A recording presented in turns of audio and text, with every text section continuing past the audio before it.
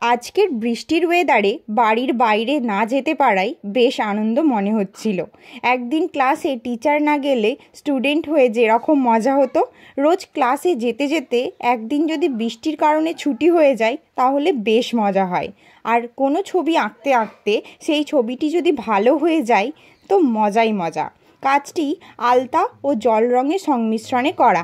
Paper use হয়েছে ক্যানসান। উমার এই মূর্তিটি অন্যরকম করেছি। আর কিছুদিনের অপেক্ষা মাত্র।